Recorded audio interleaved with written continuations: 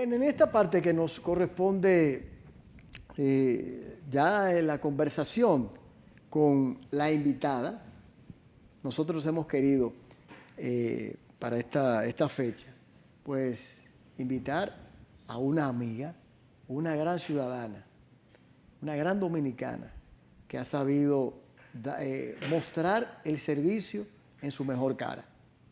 Es también ligada al ámbito empresarial por el vista de las entidades financieras. E inmediatamente me place, o nos place como equipo, presentar a Milagros de Félix. Milagros, buenas noches. Buenas noches, Jordi. Qué bueno encontrarme contigo otra vez. Bueno, el lujo es mío. Pues mutuo entonces. Así es. Milagros, ¿cómo tú te defines como persona, como activista ligada al ámbito social y también en las entidades bancarias y financieras? ¿Cómo se define Milagros? Okay. Yo soy trabajadora, una mujer trabajadora, madre, abuela, servidora social, esposa, y pienso que banquera de muchos años, y concomitantemente he podido llevar las actividades sociales. O sea, en el banco se necesita la estructura, la responsabilidad, la honestidad, el trabajo. Y eso entonces se puede pasar a la parte sensible, la sensibilidad para trabajar en las causas sociales. O sea, que te ha servido. Me ha servido mucho. Un papel y otro. Totalmente. ¿Qué tú puedes recordar de la enseñanza de tu madre y de tu padre, que todavía hoy incluso lo has transmitido a tus hijos y ahora a tus nietos? Mira, mi papá fue una persona muy buen padre, el mejor padre que yo he podido ver. Fue una persona muy solidaria, los dos fueron muy solidarios. De tal manera, ¿de ahí te viene la solidaridad? Pienso que sí. De tal manera, Jordi, que yo recuerdo que mi mamá una vez quedó con 3 vestidos porque había regalado lo otro y lo lavaba de noche. ¿Qué? Era una persona que se daba, una persona de muy buen corazón, que nos pudimos dar cuenta hasta después de su muerte cómo la gente la recuerda. Y mi papá fue un padre excelente, y te lo digo porque no era una persona de recursos abundantes, sin embargo, él creyó en la educación. Y sus hijos estudiamos porque él puso todo su empeño para que nosotros pudiéramos educarnos. Yo pienso que era un administrador excelente, porque con los 2 cheles que se ganaban antes y que nosotros pudiéramos llegar a la universidad, fue muy buen administrador y muy buen padre, con muy buena visión.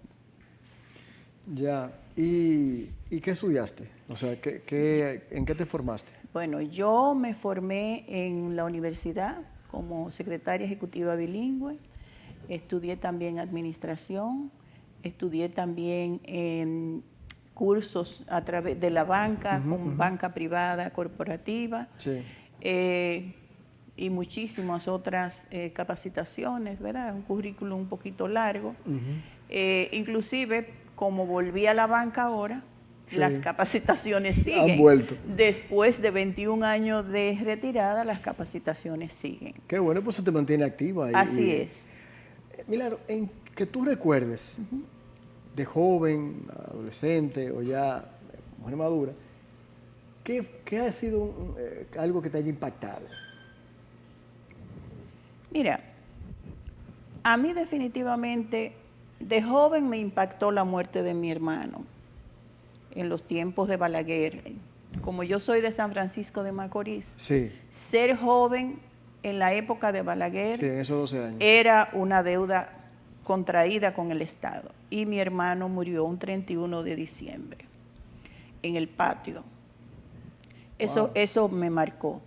Pero simplemente por una situación él pertenecía a un movimiento. Ya. Sí. Y entonces ese día lo mataron. Mataron también a Nacia, a Nacia Javier, que era su compañera. Entonces, para nosotros fue una pérdida muy grande. Claro. Después ya de adulta, a mí la experiencia que me marcó para el resto de la vida fue trabajar con los niños en situación de calle. O sea, yo fui con la idea de aportar, creyendo que como empresaria iba a aportarle a la vida de los muchachos, Sí. y los muchachos me aportaron a mí. O sea, que fue más la experiencia te aportó a ti que tú a Sí, ellos. sí. Yo soy otra persona después que pasé, que acompañé a un niño en situación de calle o a un niño trabajador. Yo tengo eso pendiente para preguntártelo más adelante, porque es el tema que yo sé que inicialmente te fue el de mayor impacto, claro, después de una muerte como la de tu hermano. Sí. Pero para salir en el ámbito familiar, ¿cuántos hijos tienes? ¿O cuántos hijos son? Yo tengo 3 hijos, 2 varones y una hembra. Y, El mayor estudió Derecho, sí, hizo un doctorado, vive en Inglaterra. sí. Carlos, el medio, estudió Ingeniería Industrial en Pucamaima, estudió en Buenos Aires, y la más pequeña estudió también en Buenos Aires. Ya. 2 viven fuera del país y uno ¿Y queda nietos? aquí. ¿Y nietas? Nietas, tengo 3 princesas, Qué bueno. Elena, Beatriz e Inaya. ¿Y qué significa para ti tus hijos y tus nietos y tu esposo? Mira, ellos son como mi universo. Ajá. Ellos son como mi todo. Educar trabajando Sí. es una tarea que se te llena el plato, sobre todo a las mujeres, que tú llegas del trabajo y en la casa te están esperando mucho más tarea. Para este lado del mundo es un poco fuerte, pero la satisfacción de ver hijos buenos, que es una bendición, Jordi, También. porque hay Estoy de padres acuerdo. buenos con hijos malos, y al Totalmente. revés. Y al revés. Eso Y le iba a decir. padres malos con hijos buenos. Es correcto. Entonces, tener 3 Eso es una hijos lotería. es una lotería. De 3 muchachos buenos, para nosotros es Claro, una bendición. De mi esposo, es una persona totalmente diferente a mí. Yo soy la que La siempre acelerada. tengo un proyecto, pero él me deja ser Claro. y me apoya. Qué bueno. Y yo eso se lo he agradecido desde que empezamos los amores. No, y por eso están ahí. Así es. De ser abuela, yo te podría decir que hay un capítulo del libro que yo escribí que eso es el mejor oficio.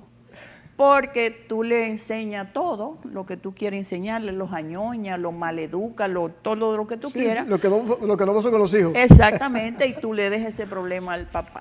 Pero la verdad es que también estar con ellos, con ellas, es como volver a pasar la película de cuando los tuyos estaban entonces pequeños. Ya. Es una etapa bonita. Qué bueno, eso me han dicho que dice, yo siempre he escuchado, últimamente, en los últimos años, que si los padres hubiesen sabido que iban a ser abuelos, preferían ser abuelos primero y los padres.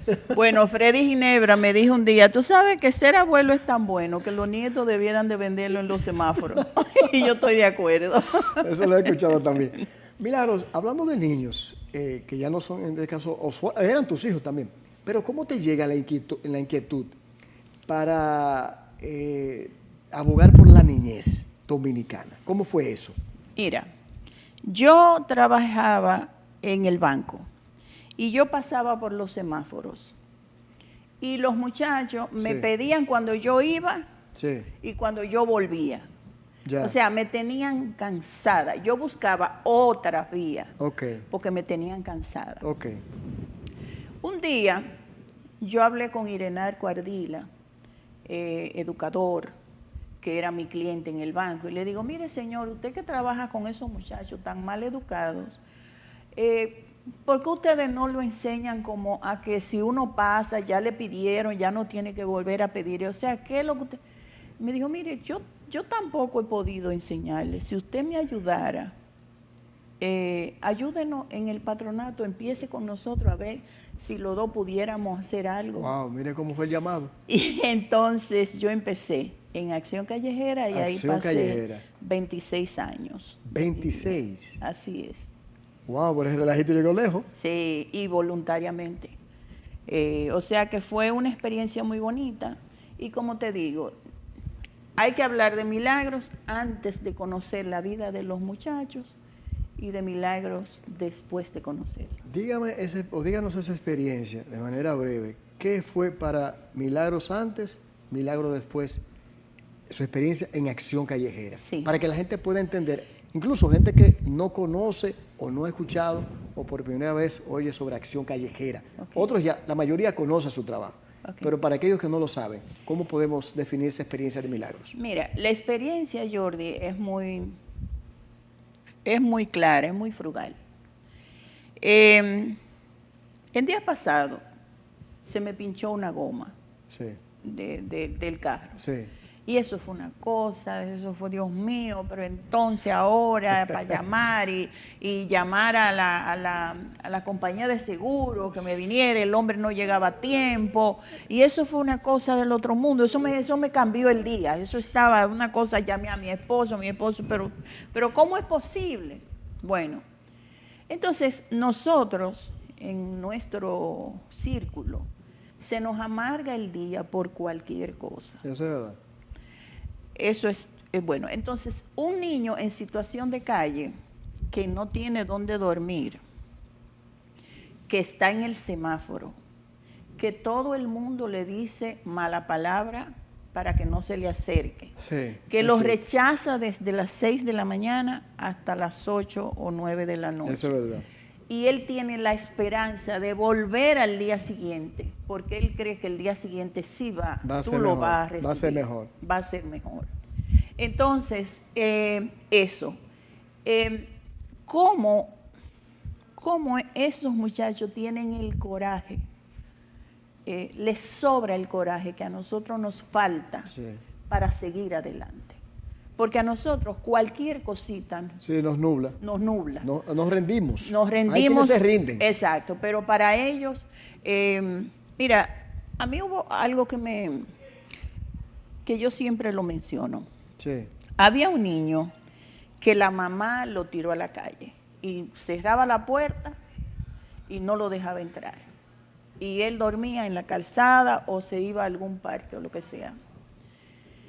Y a lo último él se fue de ahí, cogió para el centro histórico y empezó los programas de Acción Callejera. Sí.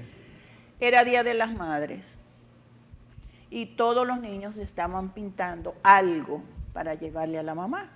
Y los educadores dijeron, lo más probable es que ese niño no pinte nada, porque la mamá no lo acepta. No lo acepta. Él pintó una belleza, sí, una casa con una mujer con el pelo largo, con los brazos abiertos, esperando ese niño. Dios.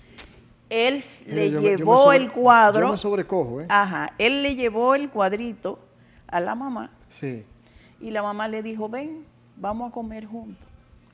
Entonces comieron juntos. Y para él contó al día, ese muchacho cambió definitivamente. Eso fue lo más grande. Ni siquiera él durmió ahí, sino que almorzó con la mamá y eso le cambió la vida. Porque para él eso fue como un testimonio de que en realidad ella lo quería. Dios. Entonces, algo tan simple. Algo tan simple le cambia la vida para bien. Es como si fueran niños o jóvenes o personas especiales que tienen como Dios le da la gracia para reponerse cada día, para seguir apostando a la vida y defienden la vida en cualquiera, vamos a decir, en cualquier cancha. En cualquier cancha. Entonces, eso me enseñó a mí en saber qué era importante en la vida, Jordi, qué es accesórico, qué es indispensable, qué es primordial y qué no. Qué es primordial y qué no. Entonces, eso me hace ver la vida diferente. Claro. Y quizás yo disfruto de todo, escribo mucho de las bendiciones que me llegan. Yo podría el resto de mi vida pasarla de rodillas y no tengo cómo agradecerle a Dios tantas bendiciones, desde mis hijos, la familia que tuve, esa oportunidad que Dios me dio. Tuve también en el patronato del cáncer, Ya. que ahora también, Que también usted, sí. ahora volví, Ya. pero tuve 9 años. Trabajé con doña Berta de Boma en la lepra. Conocí la lepra cuando no habían medicamentos y la gente la ponían en un cepo en el patio. O sea que yo he visto como que la vida es un lente. Sí, sí. Usted hace rato que abrió su conciencia. Hace tiempo. Hace tiempo. Y la sensibilidad por igual. Así mismo es. Mire, doña Milagros, usted tiene tantas experiencias. Vamos a hacer una pequeña pausa. Pero yo quiero volver en el segmento anterior sobre acción callejera, alguna otra anécdota, explicar a los amables televidentes en qué consiste ese trabajo de acción callejera para aquellos que no lo saben. Y por ahí seguimos entonces con el dolor oncológico, la lepra y de otras cosas y también de su libro que no se puede quedar. Muy bien. Señores, prepárense. Estamos hablando con experiencia, con anécdotas, con servicio, con dedicación, esfuerzo, conciencia y sensibilidad y empatía en una sola persona, una dama. Ya volvemos. Bien, señores, en esta parte, hoy estamos conversando en esta noche con doña Milagros de Félix. Doña Milagros, activista en entidad bancaria, una profesional, una gran dominicana, una ciudadana que ha dado a este país mucho más de lo que ustedes puedan imaginar y por eso hemos querido traerla aquí, para que su testimonio, aparte de lo que ha escrito en libros, pues quede también en la memoria de cada uno de ustedes. Doña Milagros, estábamos hablando en el segmento anterior de acción callejera, nos explicó su intención o su objetivo de haber entrado y cómo la ha cambiado. Pero me gustaría quizá otra anécdota que usted tenga, como la que nos comentó del niño y la madre, que usted pueda recordar que le haya traído satisfacción o quizá una que quizás haya sido de mucho impacto para usted. ¿Y cuál es el trabajo de acción callejera de manera breve? Okay. Esas dos preguntas. Bien. Lo primero es que yo tengo 7 años fuera, ¿verdad? Claro. De acción callejera, pero vamos a hablar de esa experiencia de 26 años. Exacto. En la Defensoría de los Derechos de la Niñez. Mira, una historia es que yo venía subiendo por la calle del Sol. Sí. Me paró un AMET. Me dice, señora, ¿usted venía hablando por el celular? Yo le dije, no, oficial, usted está equivocado, realmente yo no estaba hablando. Me dice, sí, usted venía hablando, yo le estaba siguiendo.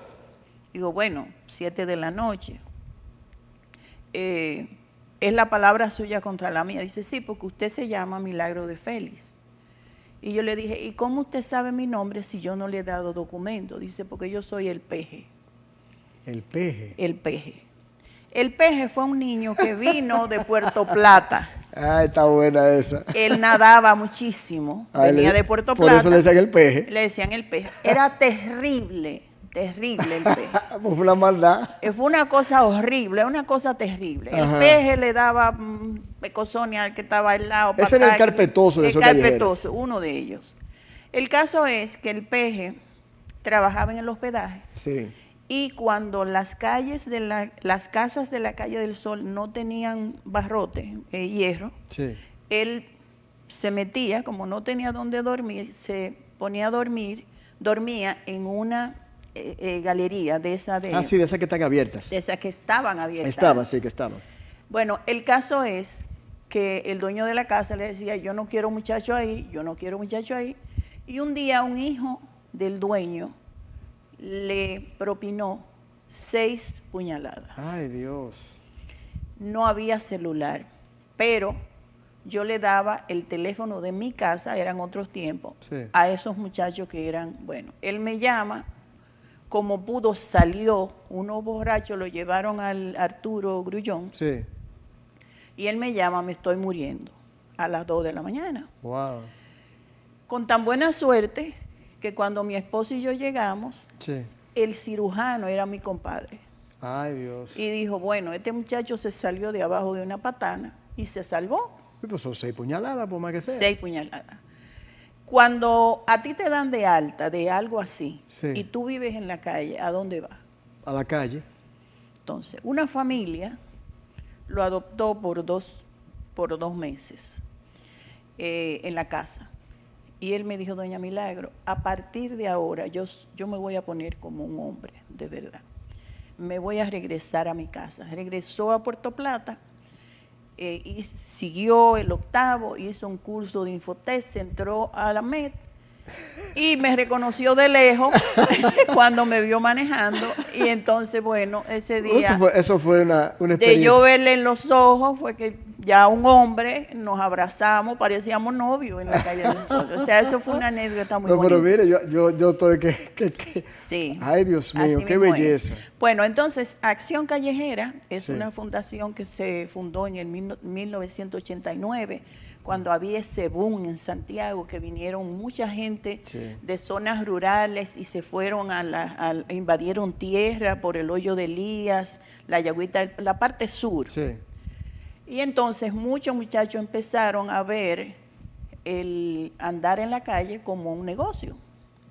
Porque Manuel Ulises Bonelli, que fue uno de los fundadores de Acción Callejera, dice que eso no era moda en Santiago, que los muchachos estuvieran en la calle. Sí, eso es verdad. Eso fue un impacto, pero ese impacto no fue solamente en Santiago, fue en América Latina. Yeah.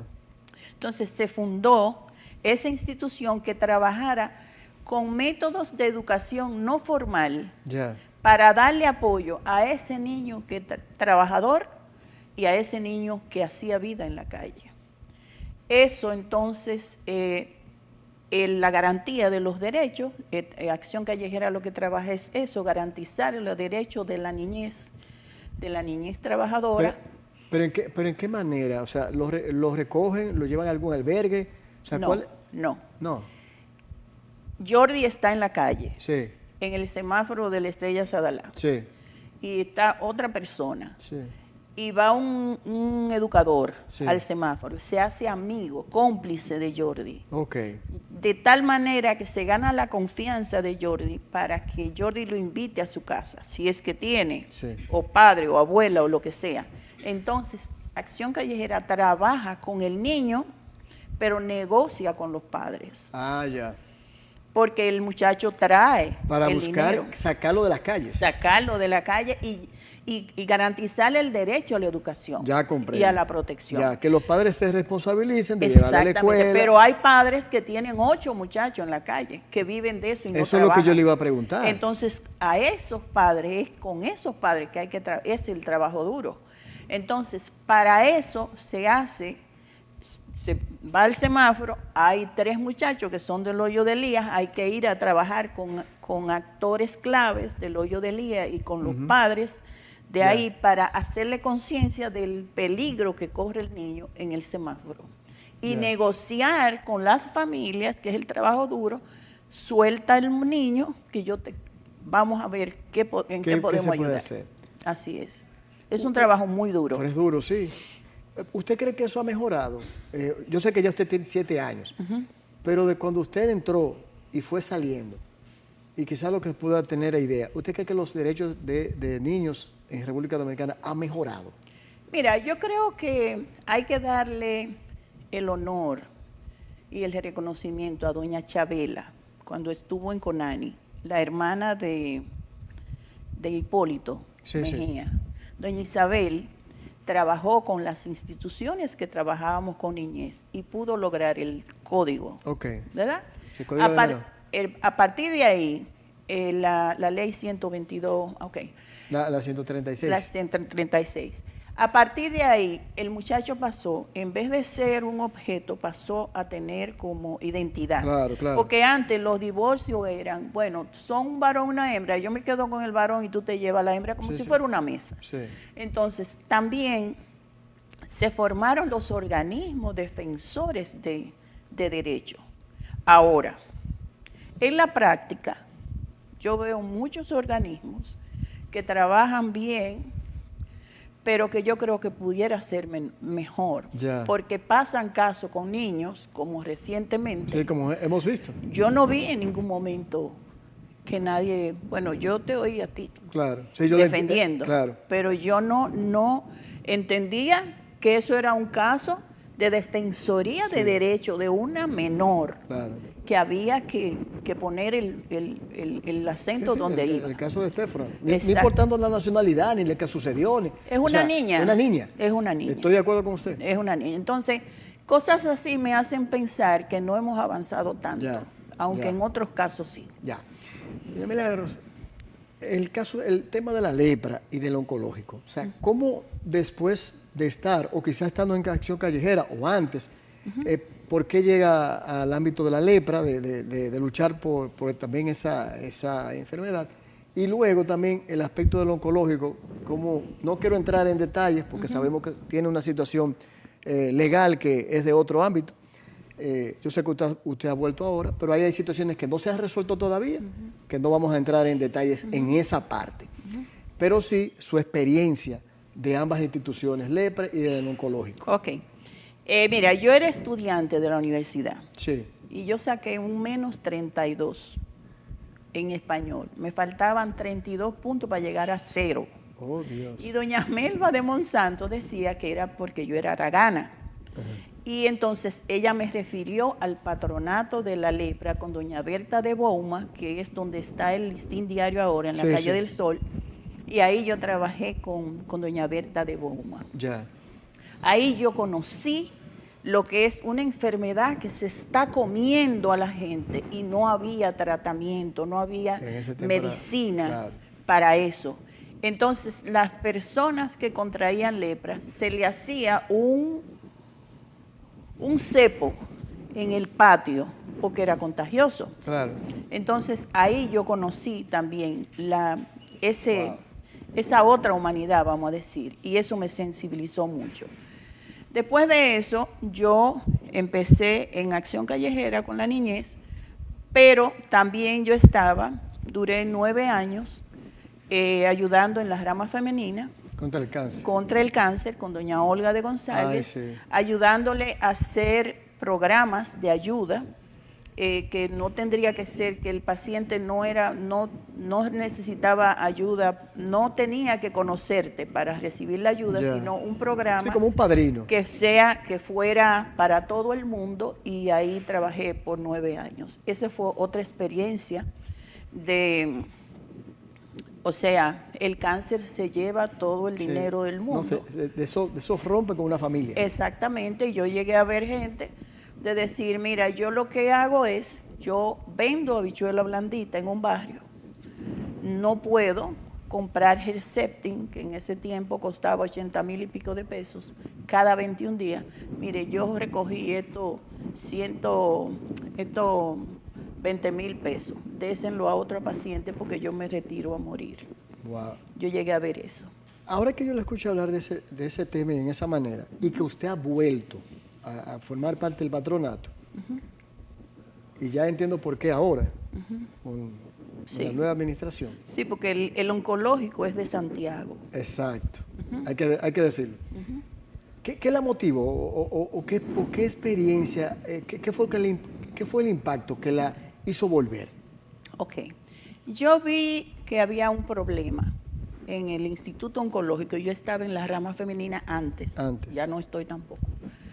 Pero como yo vi que se estaban desenvolviendo las cosas en el Instituto Oncológico, yo dije, yo quiero saber la verdad. Porque se trata, no es tanto de dinero, Jordi, se trata de dinero, pero se trata de las vidas que se han perdido con todo ese manejo. Wow. Entonces, yo como sociedad civil, yo no pertenezco a la nueva dirección del patronato, yo soy consultora.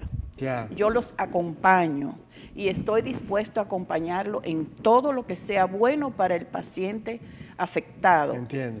Porque el Instituto Oncológico se hizo con mis hijos y los hijos de nosotros, que los colegios lo mandaban con una cantarita en los semáforos a pedir. Yo me recuerdo. Entonces el oncológico es de Santiago. Y es el único sitio donde un paciente afectado de cáncer tiene las puertas abiertas para ir. Sí, eso es Entonces Santiago no se puede dar el lujo de que haya duda ni que haya ningún problema. Yo creo que todo el mundo debiéramos cooperar y colaborar para que eso se dignifique y siga trabajando. Eso es una buena causa. Qué bueno de parte suya, doña Milagros, que usted haya sido muy clara en ese sentido. Sí, así es. ¿Qué es Ateneo Insular de Interiorismo? Sí. Porque me quedó con la duda cuando lo leí. Sí. El Ateneo Insular de Interiorismo es un movimiento que mantiene la Academia Ok. Dominicana de la Ok, Lengua sí. a través del doctor Bruno Rosario Candelier. Ya. Entonces, todos los meses nos reunimos a hablar de novelas, hablar pero qué bien. y Es como desde luego que es como yo una peña sí, literaria. pero yo soy como la mascota, yo voy como de oyente, porque ahí van gente que uno sale en la luna, Ya. felicísimo. Es un movimiento muy bueno, muy constante, don Bruno, el doctor Bruno Rosario Candelier es muy constante, Sí, o sea, lo hace Navidad, Semana Santa, lo que sea, y la verdad que es impresionante lo que se puede aprender y la falta que hace eso. Ya entiendo. Así Ay, pero es. qué bien. Bueno, pues a propósito del libro, usted tiene una obra. Yo sé que usted tiene dos. Hay una que está ya, que ha circulado y está en su segunda edición. Sí, así es. Y hay otra que yo lo voy a dejar a usted si lo dice o no lo dice. Ajá. Eso ya depende de usted. No, está Pero bien. bueno, me refiero al que está ya en su segunda edición, que titulado, escrito por usted, Me gustaría contarte. Ajá. ¿A qué se refiere ese libro? Ok. Ese libro se refiere, Jordi, a memorias, Ya. costumbres de la gente pasado meridiano como yo, que ya no están. O sea, a una nieta mía, si yo le digo que yo no conocí la Barbie, que yo jugaba con muñecas de trapo, que yo misma hacía, Sí. entonces yo vi esa necesidad de sobre todo explicarle, fue para hablarle a las nietas realmente, pero Ya. se me puso grande el Se le libro. puso grande el libro. Sí, pero por ejemplo, yo era feliz montando caballo, bañándome en un río. Y Ya. nosotros yo creo que ni eso le vamos a dejar a nuestros Yo creo que. nietos. Y entonces usted comenta capítulo por capítulo sobre Capítulo vivencias. por capítulo sobre vivencias. Ay, pero qué belleza. Todo una trayectoria desde la infancia hasta estos días. Hay cosas muy bonitas y otras que son muy serias, como te dije, la muerte de mi hermano. Sí. Pero yo empecé escribiendo y la verdad es que yo Pero pensando que iba a escribir un libro. no ¿O jamás. Yo creo que eso es lo que a la gente le ha caído bien, que esas historias nunca supieron que iban a ser libros. Ah, Y entonces ya. de repente las agrupamos. Las agrupó el doctor Piero Espinal, Piero Espinal. de Opus. Sí. Y entonces, bueno, como editorial vamos a hacer eso. Y don Bruno Rosario Candelier y don Luis Quesada me dieron mucho apoyo. Y Ya. resultó ese libro de 500 y pico de páginas. 500 que hay que leer a sorbo de No, café. yo se lo dije. Ese libro lo voy a leer capítulo a capítulo con un cafecito Ajá, tranquilo para exactamente. saborearlo. Así Porque mismo yo no tengo es. prisa. Así es. Bueno, el segundo libro, Ajá. voy a dar la primicia, Ah, pues mire, voy a hacerlo. está bien, se lo agradezco. Sí, gracias. A usted la oportunidad. Entonces el segundo libro que... El segundo libro Sí. es historias de niños que yo acompañé en Acción Callejera, niños trabajadores Sí, que acompañé y que ya son jóvenes, ya Ok. son hombres. ah, son testimonios Son suyos testimonios, sobre esos niños. Exactamente, de ellos, De ellos. en primera persona. Ah, ok, de ellos, ya De comprendo. ellos, donde ellos confían la vida, hablan de lo que le ha pasado y ese es el legado que realmente yo quiero dejar. Yo Ah. quiero que el mundo y la gente sepa la Sí. valentía y el coraje que tiene que tener un Un niño. niño para sobrevivir en la calle. Ya entiendo. Entonces, pienso que también esas historias, aparte de que la persona puede encontrar esa otra vida que existe, que no queda bien en la pared, en el decorado, Sí, pero sí. existe, Pero está ahí. Está Que la ahí. gente cree que no, pero sí. está ahí.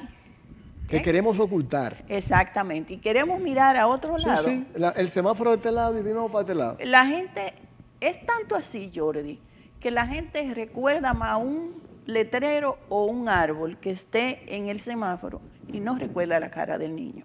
Me entiendo. Entonces, eso. También yo creo que puede servir para que los organismos defensores de los derechos de la niñez Sí. entiendan qué hicimos bien, qué funcionó y qué no funcionó. Ese es un problema multidisciplinario. Tú puedes, por ejemplo, hay una historia de una niña de trata, que la mamá la traficaba sexualmente. Wow. Se cogió a la persona, se apresó, Sí. y a la mamá y a todo el mundo. Sí. Pero a ella la drogaban. A la niña. A la niña la drogaban para que aguantara más Dios. trabajo sexual. Dios. Y ella quedó en el semáforo atrapado con la droga. Fallamos en atrapar el abusador, a la mamá Pero a la niña necesitaba la un ayuda, tratamiento. sí, Entonces, de adicción. Entonces, para ese libro yo creo que nos va a dar la visión de cómo hay que ¿Cuál trabajar. es la realidad y cómo trabajar en eso? Exactamente. Pero entonces, ¿por qué usted no ha sacado ese libro? ¿O ha habido algo que lo ha impedido? No, ese libro está en fase de maquetación. Sí. Y ya esas historias fueron traducidas al inglés por la Universidad de Florida. Ah, sí. Van a salir concomitantemente. Ah, pero qué interesante. O sea, la Universidad de Florida se interesó en el libro. Y ya tiene todas las historias traducidas. Oh, pero qué interesante. Se nos fue adelante con que la de la española. Bueno, pues a mí me gustaría que cuando ya esté todo ya en edición, esté en portada, te hecho el libro, pues podamos volver a hablar sobre el tema. Estamos aquí con esas historias y a ponernos el pecho fuerte. Ya usted me dijo cuál es su legado, porque lo acaba de decir. Ah, sí. Yo no me quiero morir sin que la gente sepa que existe otra humanidad que no está en un Mercedes-Benz, ni está en Senasa con los cuartos, sino de una población que sufre, que reclama sus derechos, que le pertenecen por derecho, que le pertenecen y que no se le da. Ya. ¿Usted cree que nos falta mucho para mejorar en el ámbito de la niñez aquí? Mira, yo soy muy positiva. Yo siento que nosotros como pueblo vamos avanzando. El problema es que los niños vulnerables no pueden defenderse por ellos solos. Ya. Si nosotros como adultos no entendemos sus necesidades, entonces el avance va a ser muy mínimo. Va a ser muy mínimo. Le Melgar, en pocos minutos, su trabajo en las entidades bancarias. ¿Por qué volver? Porque usted se retiró. Primero, ¿qué tiempo duró en la banca? Se retira y ¿por qué vuelve? Yo duré 30 años en la banca. Que yo sé. O sea, 27 y pico de años. Y yo estaba retirada, escribiendo, leyendo, haciendo jugando con las nietas y como que yo digo, sembrando suculentas. Sí. Pero bueno, de Alaber me hicieron una propuesta por un tiempo largo y yo dije, bueno, pero déjame volver. Y a la persona que me hizo la propuesta, yo dije, bueno, haz tú el currículum porque yo no me acuerdo de lo que yo... Y la experiencia ha sido muy buena. Eso le iba a preguntar. Soy la única mujer en la junta de directores. Ay, qué bueno. Me siento muy escuchada. Sí. Es una institución de 60 y pico de años, Sí, muy buena. muy transparente, muy buena, y de un trato humano donde tú encuentras empleados de 40 años y de 35 años, que ahora eso también está en extinción. Esa fidelidad es difícil. Exactamente. De la empresa al cliente, de la empresa al empleado, del empleado al Entonces empresa. ha sido ponerme al día y trabajar con los equipos que he trabajado, son de verdad. Qué bueno. Me ha pasado lo mismo que con los muchachos de la calle. Yo creía que yo iba a llevar, entonces yo estoy aprendiendo. Qué bueno. Así Pero son es. gente buena, la gente de Alaber. Muy buena, así es. ¿En qué usted cree que hemos fallado como sociedad, en sentido general? Mira, yo pienso, Jordi, que es la ambición. La ambición. Volvemos a lo mismo, de lo simple. Sí, No creemos. Por ejemplo, a mí mucha gente me decía, ¿y cómo tú te retiraste? Tú no necesitas tanto para vivir. Esa es la misma palabra que yo digo. No ¿Cuánto tú necesitas? No necesita tanto. Entonces, la ambición, hay la publicidad que te dice que el carro tú tienes que cambiar, el Punta Cana, tú tienes que vivir a esos niveles. Sí. Entonces, eso te va empujando. Y cuando tú vienes a ver, Te metió en el lío. está metido en el lío y también compromete tus valores con lo que fuiste criado. Milagros, quiero agradecerle el tiempo Y primero también, a que aquellos que no lo saben, que es una fiel oyente del espacio de radio. Así es. Así que le agradezco eso y le A agradezco ti. el haber venido aquí con nosotros a hablar sobre su vida, su testimonio familiar, testimonio en la banca, testimonio también en el servicio. Bueno, Mi admiración de siempre, que usted sabe que es así, y el cariño también. gracias. Para mí un lujo. Para mí un lujo la Es de invitación. los dos. Señores, la vida de Milagro de Félix. Tratamos de condensarla en minutos y es difícil. El servicio, el ejemplo, el legado, dominicana, mujer, madre, abuela, activista y también dedicada al ámbito bancario. ¿Qué más se puede pedir de alguien que ha dado todo para su país? Vamos a la pausa.